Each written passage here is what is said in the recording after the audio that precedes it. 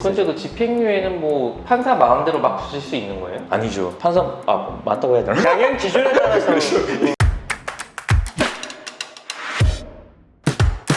안녕하세요, 로이어 렌즈입니다. 구독, 좋아요, 알람 설정, 댓글 그리고 인스타 팔로우 가입 쭉 다 부탁드리겠습니다. 오늘은 또 저희가 법률 채널이다 보니까 또 법률 정보를 좀 알려드리려고 하는데요. 아니 예능 채널 아니었어요? 예능 채널이에요? 그럼 이 영상 안 해야 되나?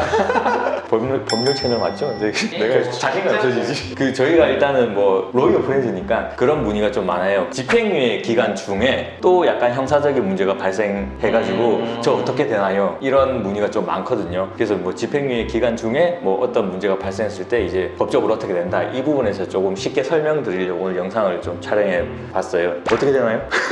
그러게요. 사안에 따라 다른데 그냥 집행유예 받았으면 거기서 끝 아니에요? 또 죄를 지으면 그냥 뭐 따로 생각하는 거 아니었어요? 그럼? 일단은 근데 집행유예가 뭔지부터 말씀을 드려야 될 것 같아요. 예를 들어서 뭐 징역 6월에 집행유예 2년 이렇게 선고됐을 때 원래 앞에 나오는 징역 6개월 이거를 이제 살아야 되거든요. 원래는 살아야 되는데 뭐 초범인지 반성을 하고 있는지 합의를 했는지 뭐 이런 사정을 고려를 해가지고 이 집행을 해야 될 시간을 2년 동안 유예를 해주는 거예요. 그래서 이 기간 동안에 뭐 쉽게 말하면 사고를 안 치면 이제 이 징역형 6개월 원래 살아야 됐던 게 없어지는 거죠. 사고를 치면 어떻게 돼요 그럼? 그거를 이제 우리가 오늘 말을 할 거죠. 그렇죠. 예. 일단은 집행유예 이제 판결을 선고받고 그 판결이 이제 확정되면 아까 이제 이경률 변호사가 얘기한 것처럼 일단 형 집행 자체는 안 돼요. 2년 동안 조심하면 되는 거죠. 그러면 앞에 있던 6개월이 사라지는데 만약에 그 기간 중에 고의로 범죄를 저질러 가지고 다시 집행유예형을 선고받고 확정되게 되면 그 앞에 있던 집행유예가 실효가 돼 버려요. 이 실효가 된다는 게 결국은 그 6개월을 살아야 된다는 거죠. 없어져 버리는 거예요. 그 기간 동안 정말 조심해야 된다는 거죠. 그럼 새로 지은 죄는 어떻게 해요? 이거를 이제 저희가 속칭 엎어서 산다고 하는데 새로 지은 죄가 만약에 징역 1년이 나왔다. 그럼 앞에 6개월, 1년 두 개 묶으면 얼마죠? 1년 6개월? 그렇죠.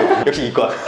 근데 최근에 또 하나 문제가 좀 발생한 게 있는데 그 마약 관련해가지고 그 한서희 씨? 예. 그분이 집행유예 기간 중인데 이제 보호관찰소에서 마약 검사를 했는데 양성이 떠가지고 집행유예를 취소시키겠다. 이런 기사가 떴어요. 원래 그럼 집행유예 얼마 받으셨었는데요? 그게 제가 알기로는 3년에 4년. 징역은 3년인데 집행유예 기간은 4년. 꽤 이렇게 세네요, 됐어요. 그럼. 예, 그렇죠. 근데 이제 실제 집행유예 취소 절차를 밟고 있다고 하니까 이건 집행유예가 취소되면 그 앞에 있는 3년을 살아야 되는 상황이 생기는 거예요. 그러면 4년 동안 문제되는 행동을 했으면 안 되는 거예요. 그렇죠. 예. 그럼 이번에 근데 또 양성 나왔으니까 이번 것도 엎어야 될 거 아니에요? 결국은 그게 또 유죄가 판결이 선고되면 엎어가지고 사셔야 되는 거죠. 그런 형태가 되는 거죠. 아 근데 그 방금 보호관찰소에서 뭐 검사할 때 나왔다 그랬잖아요. 그럼 마약을 투여했던 사람들은 집행유예를 받아도 뭐 주기적으로 가서 검사 받아야 되는 거예요? 그죠. 집행유예를 선고할 때 그냥 단순히 집행유예 하는 경우도 있고 보호관찰소에서 이제 약간 뭐 어떻게 관찰을 받아라 이런 형태로 또 집행유예를 하는 경우가 있거든요. 통상적으로 마약 사범 같은 경우에는 그 주기적으로 가서 원래 이제 검사받게 돼 있어요. 재범을 막아야 되니까. 집행유예도 집행유예지만 마약 같은 경우에는 한 번 손대면은 또 다시 손대는 확률이 높다고 하니까 그거를 막으려고 주기적으로 검사를 하게 하는데 또 부정기적으로 한 번씩 부른대요. 아 랜덤하게 갑자기? 랜덤에 갑자기. 왜냐면 그거는 타이밍을 맞춰서 할 수도 있으니까. 왜냐면 이제 소변 같은 경우에는 일주일 지나면 안 나오거든요. 한 2주쯤에 한 번 하고 일주일 전 이제 가면 안 나오니까 이런 식으로 하는 케이스가 있으면 갑자기 부른대요. 머리도 그냥 몇 달에 한 번씩 싹싹 밀어버리고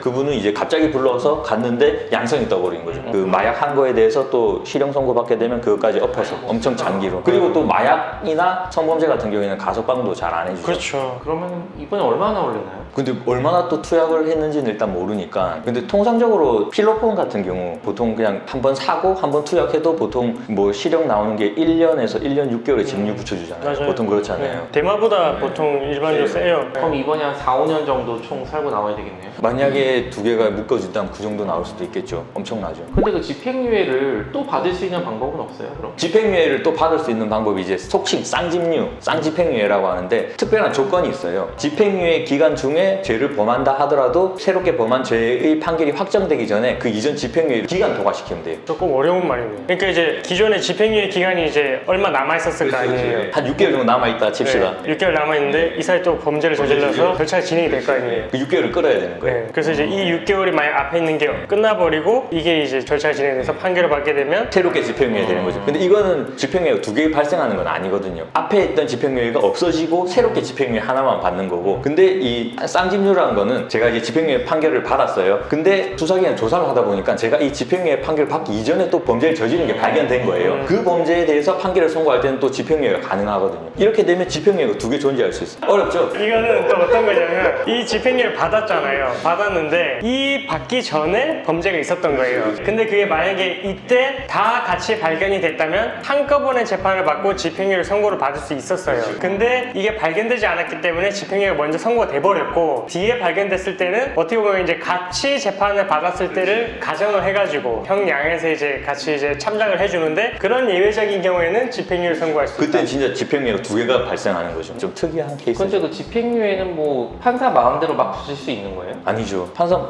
맞다고 해야 되나? 양형 기준에 따라서 예를 들어서 뭐 징역 10년에 집행유예 20년 이런 거 돼요? 그렇게 말해주셔 지금. 갑자기.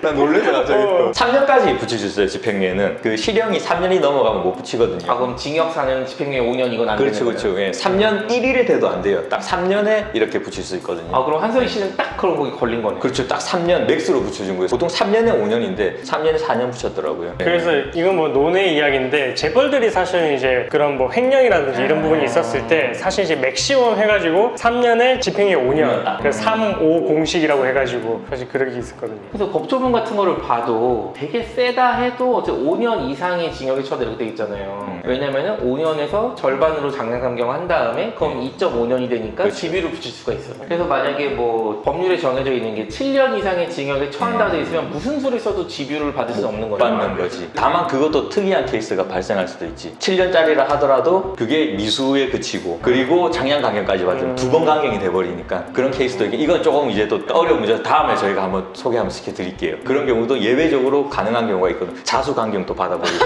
점점 어려워지나? 영상 끄는 소리가 그런데. 어쨌든 결론은 그거 아니에요? 내가 아무리 뭐 집유 중에 뭘 해도 솟아날 구멍은 있다? 그럴 수도 있다. 있다가 아니고 그럴 수도 있다.